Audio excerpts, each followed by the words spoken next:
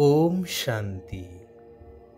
ईश्वर पितांकर सत्य आत्मिक संतान मानंकु शुभ सकाळर शुभ अभिनंदन जणाई आजिर प्रभुचिंतनर आलोचना परिसर को मु समस्तंकु स्वागत जनाउछि।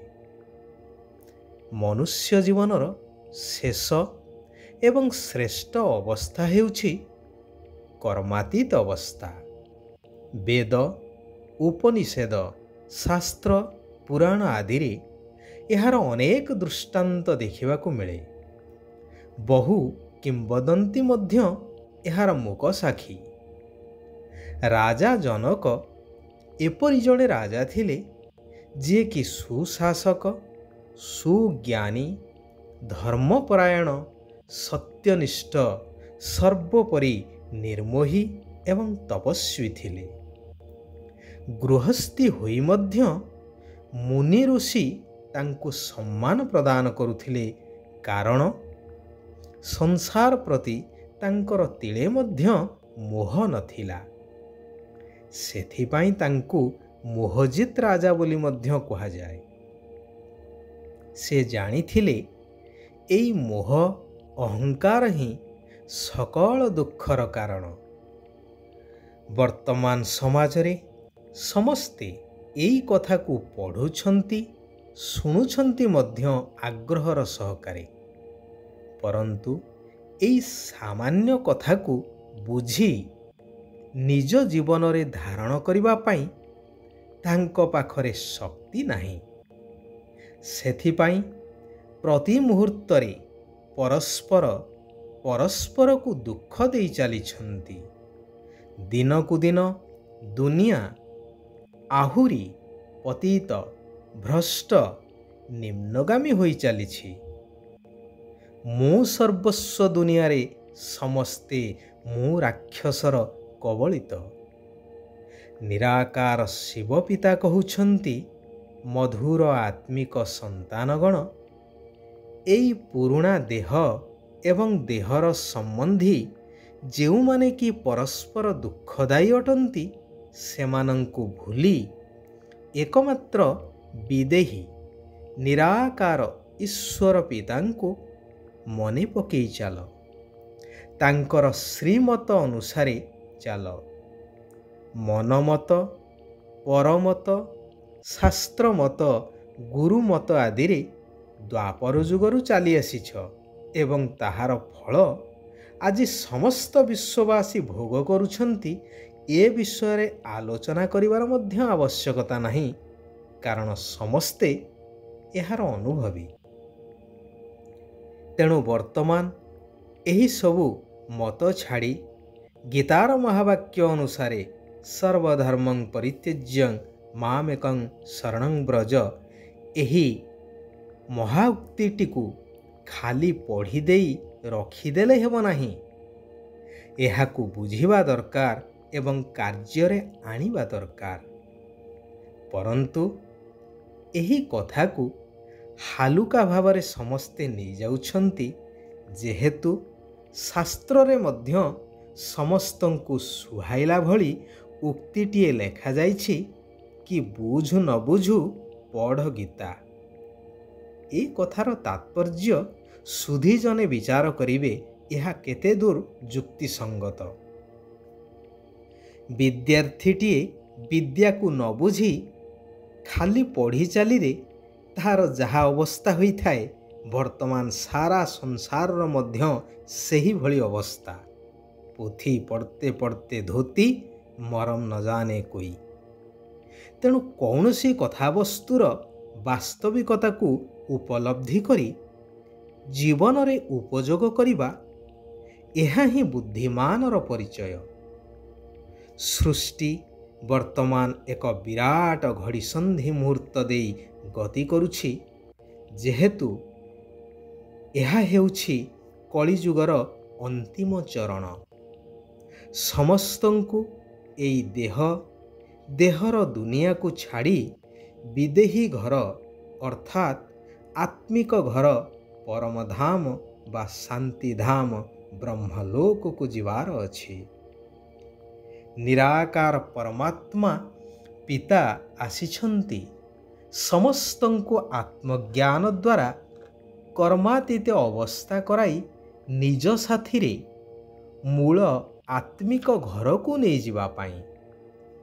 ସେଥିପାଇଁ ଶିବ ବାବାଙ୍କର ଶ୍ରୀମତ ହେଉଛି ସନ୍ତାନମାନେ ଏହି ସତ୍ୟ ଜ୍ଞାନକୁ ସମ୍ପୂର୍ଣ୍ଣ ରୂପେ ଧାରଣ କରି ଏହି ଅନ୍ତିମ ଜନ୍ମରେ ପବିତ୍ର ରୁହ। ଦେହର ସମ୍ବନ୍ଧୀଠାରୁ ବୁଦ୍ଧିକୁ ହଟାଇ ହାତରେ କର୍ମ କରି ମଧ୍ୟ ବୁଦ୍ଧିରେ ଏହାଠାରୁ ଅଲଗା ରହି ନିଜର କର୍ମାତୀତ ଅବସ୍ଥା ତିଆରି କର।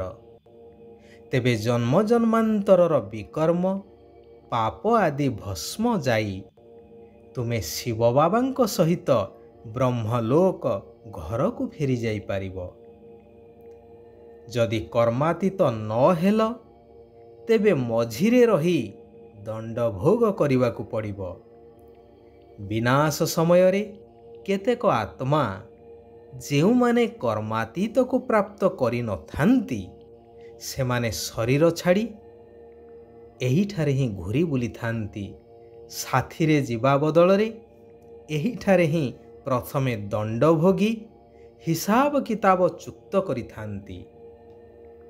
ସେଥିପାଇଁ ବାବାଙ୍କର ଶ୍ରୀମତ ହେଲା କି ସନ୍ତାନମାନେ ମୁଣ୍ଡ ଉପରେ ଯେଉଁ ପାପର ବୋଝ ରହିଛି, ପୁରୁଣା ହିସାବ କିତାବ ରହିଛି, ସେଗୁଡ଼ିକୁ ଯୋଗବଳ ଦ୍ୱାରା ଅର୍ଥାତ୍ ମୋ ସ୍ମୃତିରେ ରହି ଭସ୍ମ କର।